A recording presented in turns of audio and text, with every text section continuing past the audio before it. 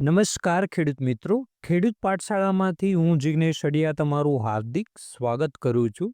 ખેડૂત મિત્રો, આજની માહિતી ખૂબ જ અગત્યની છે અને જાણવા જેવી છે, કારણ કે આજે આપણે વાત કરવાના છીએ ડીએપી ખાતર વિશે.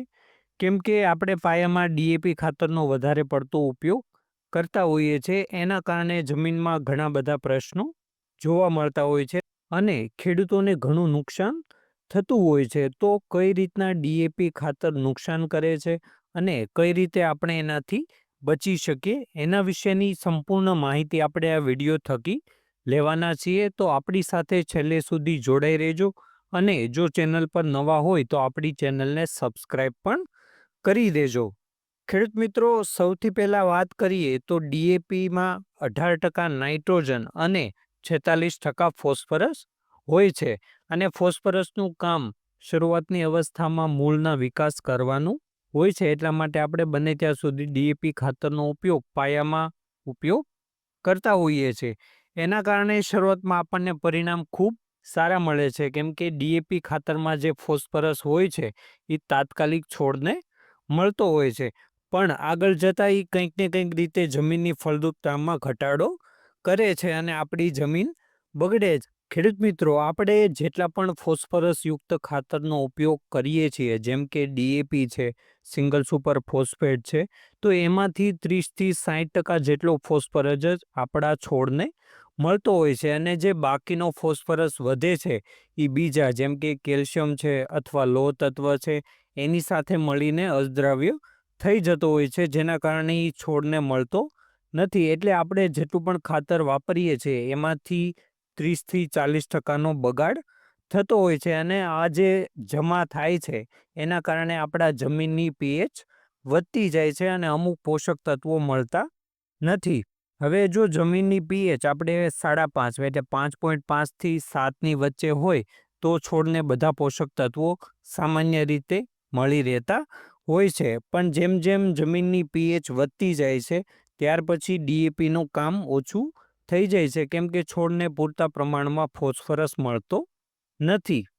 ખેડૂત મિત્રો, આપણે એવું વિચારતા હોઈએ કે ભાઈ પહેલાં એક થેલી ડીએપી ખાતરની નાખી તો આપણે એની જગ્યાએ 2 થેલીનો ઉપયોગ કરીએ, જેથી આપણને ઉત્પાદન સારું મળે, પણ એવું થતું નથી. કેમ કે ડીએપી નાખવાથી આપણને જલ્દી ફોસ્ફરસ મળી જાય છે, પણ એની સાથે એનો એટલો જ બગાડ થતો હોય છે, કારણ કે શરૂઆતની અવસ્થા હોય, કેમ કે આપણે ડીએપી ખાતર બને ત્યાં સુધી પાયામાં નાખતા હોઈએ છીએ, એટલે શરૂઆતની અવસ્થામાં જે છોડ હોય એ થોડાક પ્રમાણમાં ફોસ્ફરસનો ઉપયોગ કરતો હોય છે. બાકી આપણે એકવાર ખાતર નાખ્યા પછી 2 જ અઠવાડિયામાં જે બાકીનો જે ફોસ્ફરસ હોય એ અદ્રાવ્ય રૂપમાં ફેરવાઈ જતો હોય છે, કેમ કે એની સાથે કેલ્શિયમ અને લોહ તત્વ જોડાઈ જતું હોય છે. એના કારણે આપણને ઘણું બધું નુકસાન થાય છે. હવે આના કારણે આપણા મનમાં ઘણા બધા પ્રશ્નો બી થતા હોય છે કે ભાઈ આપણે ડીએપી અને એસએસપી ખાતરનો વધારે ઉપયોગ કરીએ તો એમ જમીનની જે પીએચ છે એ વધે છે,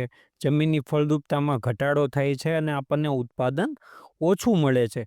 તો એના માટે આપણે શું કરી શકીએ અને આની જગ્યાએ આપણે કયું ખાતર નાખી શકીએ જેથી આપણને પાયામાં શરૂઆતની અવસ્થામાં છોડને પૂરતા પ્રમાણમાં ફોસ્ફરસ પણ મળી રહે અને આપણો ખર્ચો ઓછો થાય અને જે ફોસ્ફરસનો બગાડ થાય છે એ પણ ઓછો થાય.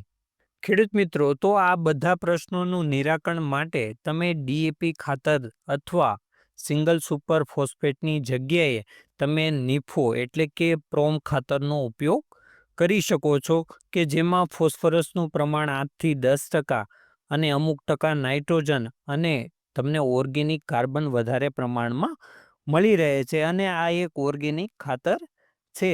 ખેડૂત મિત્રો, હવે તમને એમ મનમાં થતું હોય કે નિફો પ્રોમ જ કેમ, આ જ ખાતર કેમ?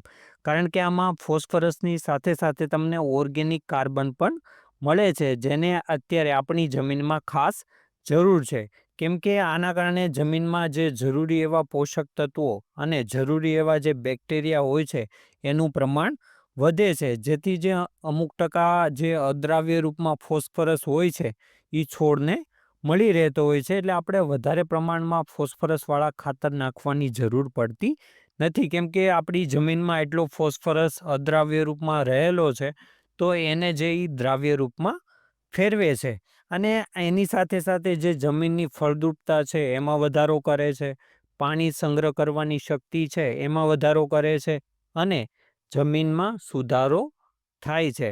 ખેડૂત મિત્રો, એટલે જે આ નીફો જે પ્રોમ ખાતર આવે છે એ નાખવાથી છોડને જેમ જેમ જરૂરિયાત હોય એ મુજબ ફોસ્ફરસ એને મળતો રહે છે. અને આની એક ખાસ વાત કરીએ, આ જે નીફો પ્રોમ ખાતર છે એની ખાસ વાત કરીએ તો એ બંને જે જમીન હોય, જે જમીનની પીએચ વધારે હોય અને જે જમીનની પીએચ ઓછી હોય, એ બંનેમાં સારી રીતના કામ કરે છે, જે ડીએપી ખાતર કરી શકતું નથી. જો જમીનની પીએચ 4 અથવા 5ની નીચે હોય અને 6 અથવા 7ની ઉપર હોય તો ડીએપી ખાતર પૂરતા પ્રમાણમાં આપણને પરિણામ આપતું નથી અને જે વધારાનો ફોસ્ફરસ હોય છે એ અદ્રાવ્ય રૂપમાં ફેરવાઈ જતો હોય છે. એટલા માટે ખેડૂત મિત્રો, જેટલા પણ આપણે ખાતરોનો ઉપયોગ કરીએ એમાંથી આપણને કેટલા ટકા મળે છે એ બધું આધારિત છે જમીનની પીએચ ઉપર. એટલા માટે આપણે જમીનના જે રિપોર્ટ છે એનું પૃથ્થકરણ છે એ કરાવવું ખૂબ જ જરૂરી છે. તો એ બધા એકવાર કરાવી લેવું અને આપણે એ પ્રમાણે ખાતરનો ઉપયોગ કરવો જોઈએ. ધન્યવાદ ખેડૂત મિત્રો. આવા જ ખેતી અને રોગ જીવાતના પ્રશ્નો તમે અમને કોમેન્ટમાં જણાવી શકો છો. જો વિડીયોમાં માહિતી પસંદ આવી હોય તો વિડીયોને લાઈક કરો, શેર કરો અને આવી જ ખેતીને લગતી માહિતી માટે અમારી ચેનલને સબસ્ક્રાઈબ કરો. ફરી મળીશું એક નવા વિડીયો સાથે. જય જવાન, જય કિસાન.